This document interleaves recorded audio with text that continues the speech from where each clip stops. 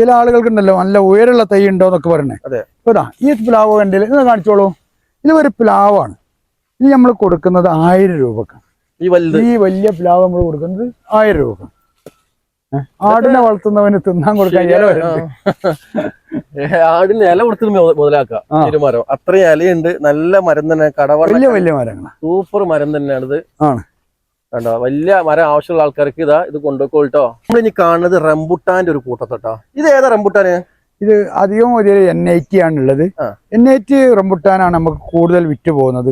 ഈ N80 നമ്മൾ 200 രൂപ മുതൽ നമുക്ക് സ്റ്റാർട്ടിങ് ഉണ്ട്.